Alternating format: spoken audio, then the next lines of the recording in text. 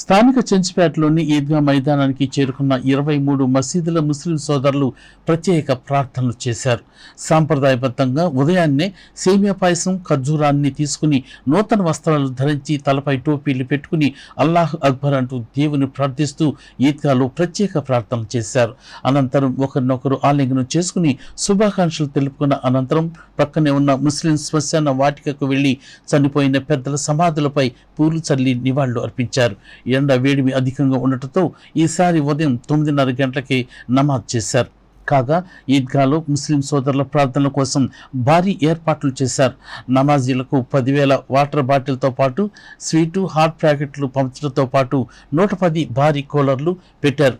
షామియానాలు, నేలపై గ్రీన్ మ్యాట్లు, భక్తిభావాన్ని పెంచే ఫ్లెక్సీలు, నమాజ్ చేయడానికి ముందు కాళ్ళు చేతులు పరిశుభ్రంగా కడుక్కునే వజా కార్యక్రమం కోసం మంచినీటి కుళాయిలు ఏర్పాటు చేశారు. ఇది ఇలా ఉండగా గతంలో చెంచుపేటలోని ఒకే ఈద్గా మైదానంలో తెనాలి ముస్లిం సోదరులందరూ నమాజ్ చదివేవారు.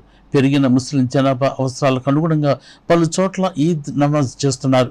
పాత ప్రభుత్వం ఆసుపత్రి సమీపాన ఉన్న చారిత్రాత్మక జామియా మసీదులో హాఫీజ్ ఇమ్రాన్, వహాబ్ రోడ్లోని మదీనా మసీదులో ముఫ్తీ ఉస్మాన్ సాహెబ్, ఇస్లాంపేటలోని మర్కజ్ మసీదులో ముఫ్తా అబ్దుల్లా, పెదరావూరు ఈద్గాలో ముస్తీ అల్లావుద్దీన్, చంద్రావూరు ఈద్గాలో ముస్తీ అబ్దుల్ హాఫీజ్, పినపాడు ఈద్గాలో పినపాడుకు చెందిన ముస్తీ షాహిద్, పాండ్రంగపేట మక్కా మసీదులో ఇమాన్ మౌలానా షేక్ ఇమ్రాన్ ఆధ్వర్యంలో నమాజ్ చేశారు.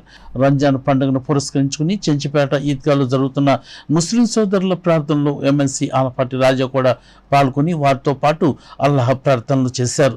తదనంతరం ముస్లిం సోదరులకి రంజాన్ పండుగ శుభాకాంక్షలు తెలియజేశారు. ఈ సందర్భంగా ఆలపాటి రాజా మాట్లాడుతూ కూటమి ప్రభుత్వం నిత్యం ముస్లిం సోదరులకు వెన్నంటే ఉంటుందన్నారు. మసీదులు, ఈద్గాలు, మదరసాలు, షాదీఖానాలు ఇత్యాది వాటికి ఎటువంటి విఘాతం కలగకుండా చూడటంలో ముస్లింస్ కంటే తానే ఒక అడుగు ముందుంటానని ఆల్పాటి రాజా ఈ సందర్భంగా పేర్కొన్నారు. ఈ నేపథ్యంలో మజ్లిసుల్ ఉలమా వల్ అయమ్మ జమియతే ఉలమా హింద్ తెనాలి సంస్థల వారు వక్ఫ్ చట్టం సవరణ 2024 వ్యతిరేకిస్తూ ఆల్పాటి రాజాకు మెమరాండం సమర్పించారు. వక్ఫ్ చట్టం సవరణ 2024 వ్యతిరేకిస్తూ నిరసన తెలియజేస్తూ నమాజీలు నల్ల బ్యాడ్జీలు ధరించగా మరికొందరు చేతికి నల్ల రిబ్బన్లు కట్టుకుని ఈద్గాకు వచ్చారు. పోలీసులు బందోబస్తును పర్యవేక్షించారు.